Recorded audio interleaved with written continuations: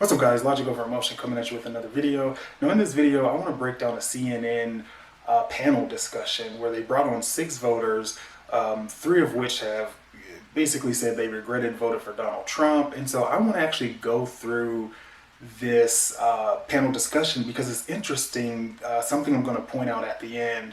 And it's amazing that again, more people don't say anything about this, and it's very particular to the left. So I want you guys to actually pay attention, but let's go ahead and get into it.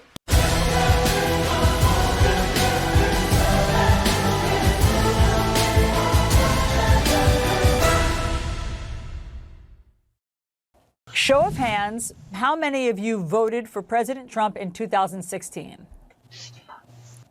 Okay, all of you voted for President Trump.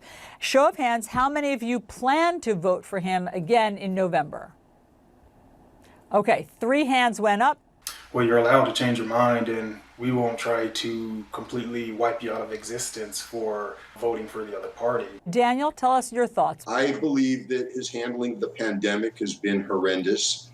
I think his lack of accountability and an old political term, he waffles on everything. He did say this, he didn't say that, he meant this, but he didn't mean that. He's totally unpredictable. Okay, so what was that? That was literally no substance. You basically said, "Oh, he didn't do a good job," but what? Can you get a little more specific? Can you let us know why? What do you mean accountability? Accountability for what? He only has so much power. He can't just enforce his law and just make everybody abide. So what exactly are you getting at with that response? I don't think anyone could have handled it any better. Listen to health experts. When Donald Trump says something about ingesting Lysol, don't take it. Obviously, that's an absurd statement. I mean, it's just ridiculous. He should not be speaking on health matters, frankly. But he is. He's not qualified to do it. He wasn't taking it as seriously as he should. But the entire government failed us. They were focused on impeachment as COVID was spreading. Now, she made some valid points, and I agree with practically all her points, really. I think Donald Trump should have kind of stepped back, let the health professionals do what they needed to do, but at the same time, he's president of the United States, and he has to give certain talks and speeches, and he has to keep the people calm and help them get through that. He is, after all, a figurehead. And she's perfectly correct when she stated, you guys are trying to impeach Donald Trump. You know, the funny part is, we want to put all the blame on Donald Trump, but just as she stated, nobody was taking it serious. There are multiple clips where you could just go back in time and see where no one took COVID serious. Even Nancy Pelosi was like, oh, come on down to Chinatown with us, you know, big groups of people. No one was taking it seriously. So everyone was acting the exact same way Trump was, but then we're going to put everything on Trump. Interesting. Show of hands, have any of you had a friend or loved one or know someone who got very sick with COVID and or died? Okay, so 3 of you know people who got sick. Tommy, tell us what you think about President Trump's response to coronavirus. Well, they didn't get extremely sick and die, but I had a nephew and several friends that have tested positive for COVID. I will say this, I am a business owner. My wife and I own a 24/7 fitness center. We had to close our gym for 84 days. We've had the business for 7 years. And I just want to point out again that this all happened while Donald Trump has been president. Okay, so this happened while Trump was president, therefore it's Trump's fault. Do you see how we're missing a couple dots in between what we're trying to connect here? I mean, that's another person who regrets voting for Trump, who said that they're going to change their vote, but without any actual evidence other than, oh, this happened while Trump was president. Now, you just said that you had to close your fitness shop for what, 84 days? Who do you think's been advocating on trying to get stuff like that open? So you complain that it's been closed for 84 days, but then you want to vote for the party who wants to shut down things indefinitely. Well, I don't get it. Trump has done what he can do. Okay, this is exactly what's happening is small businesses are losing their businesses, it's their livelihood because of this pandemic. I have people who I do know who have tested positive for COVID, my in-laws. Okay, one, she had to wear the mask because she's got allergies. I think the breathing of her own breath and having to, deal with allergies, I think that got her sick. She started to get a fever. She's over 60 years old. She panics because there's a fear mongering going on. Oh, you're going to die. So she runs, they test her positive. She goes home, had fever for 2 days. She's fine now. And she's older. Okay, now let me start this piece by pointing out, do you see the smug look on the faces of these people who are now anti-Trumpers? Do you see how they react to just hearing that? Just hearing something they disagree with, they want to laugh, they want to smirk, they want to appear condescending. Now, this is honestly a problem because we've seen before where people have been attacked for not wearing a mask. You do not know why that person does not have a mask on. And to they may be a rebel, but to automatically assume that they are just trying to start trouble. There's people who are claustrophobic. As she stated, if you have certain allergies, it's not good to breathe out and breathe that stuff right back in. There's a lot of things out there that may prevent a person from wearing a mask. Hence, the tip I left at one of the end of my prior videos about Walmart still being willing to serve you without a mask because they understand that they want to avoid lawsuits because there are medical conditions which will prevent people from wearing masks. And she goes on to make a very good point that, hey, this person was caught COVID. Catching COVID is not the end of the world. It's not. And so the fear mongering is exactly what is causing us to have the atmosphere around COVID that we are having. I guess I'm confused about your point. I mean, do you think that people are not dying around the country? What I'm trying to say and make a point to is that 382 million Americans, 4 million have tested positive and 145,000 have died. Yeah, so you're willing to live with those numbers. Those numbers are okay for you. But no number of death is okay. If you do the math, is a 99.9% survival rate. What are we freaking out about? Okay, I don't understand. 99%. In 2017, 2018, there was 13% more deaths in heart disease than in COVID. Also, 3 times more deaths of accidents and car accidents, but we didn't shut down the interstates and take people's cars away. So this is something that CNN likes to do. They will say, they give you a statistic, right? Or when you give them a statistic and they'll say, oh, well, are you fine with that number? I mean, like she said, no one's fine with that number, but we're also realists and understand that people are going to die. And she made some very valid points in the comparison because, again, we're acting like COVID is literally wiping people out by the millions. That's the feeling that you would get. And that just isn't the reality. Not yet anyway. And there's no trend to show that it will be.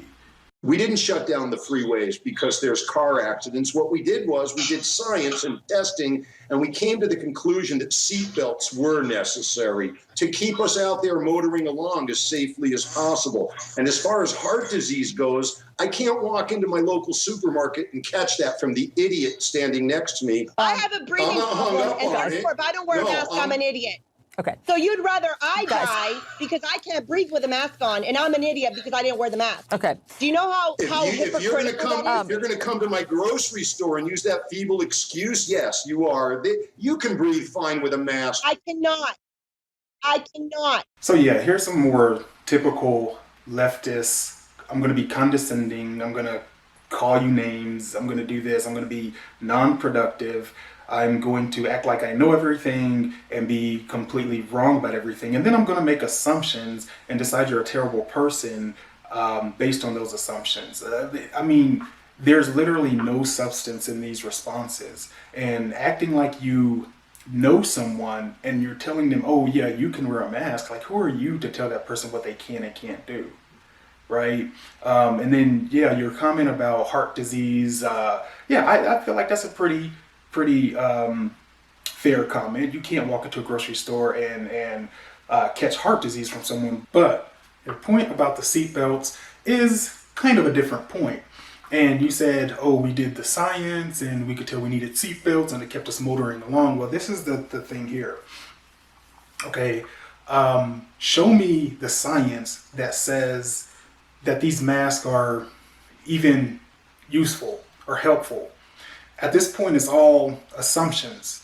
You know, we can make assumptions based on the best scientific guesses, but that's still all it is. And the interesting thing, since we want to talk about facts and you know you want to call people idiots, how about you read what it clearly says on your box that your masks came in? Because I've seen many that say specifically that they don't cover COVID and that they will not prevent you from getting COVID.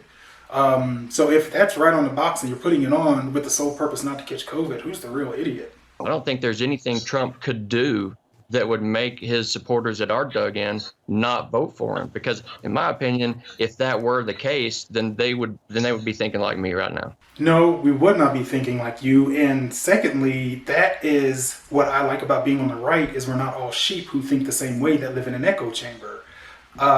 Again, what are you referring to? What did Trump do? You're saying there's nothing that he can do. Well, he hasn't done anything. Everything that you guys accuse Trump of doing are little spins on stories and words and tweets and stuff all the way in the past, which most of it hasn't even been proven. And then you want me to get on your side and back you when I can clearly look into the world and see the positive effects that Trump is having. No, thank you. I'm hearing a repeat of 2016.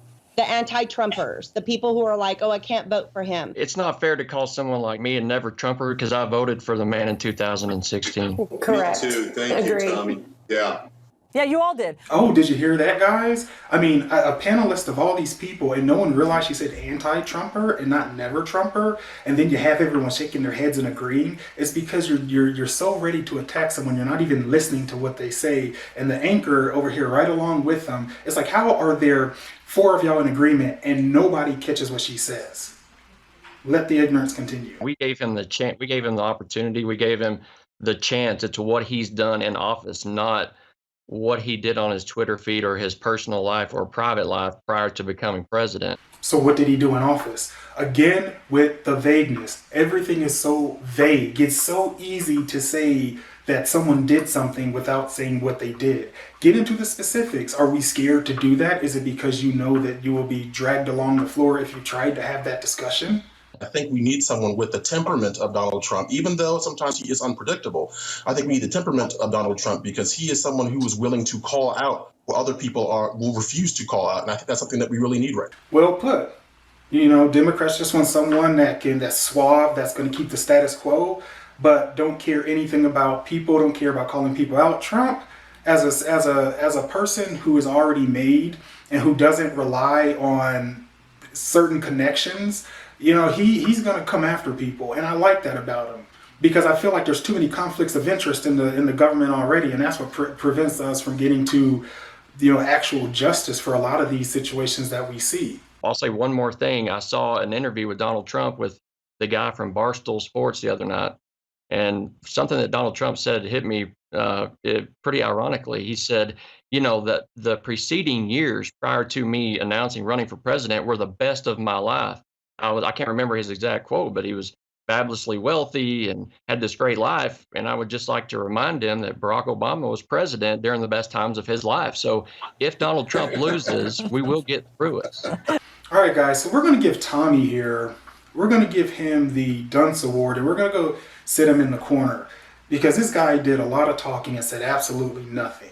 So if you listen to what you just said, and you using the word irony is ironic in itself, because what you just admitted to was that billionaires loved it when Barack Obama was president.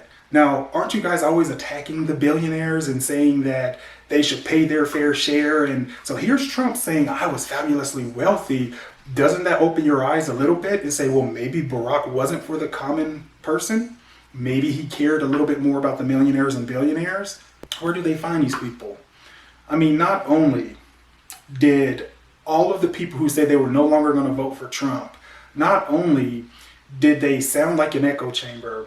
They didn't present a single fact. If you look at all the people across the top of the panel, all of them spoke about things which made sense or used facts or something specific, right?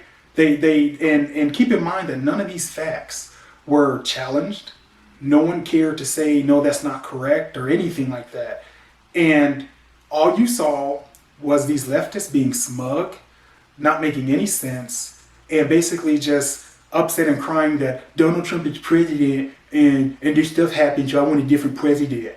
I mean, this is a joke. And this may get past people with, a 50 IQ, but people that, like I said, can think for themselves, or they're not buying into this, and this is a joke.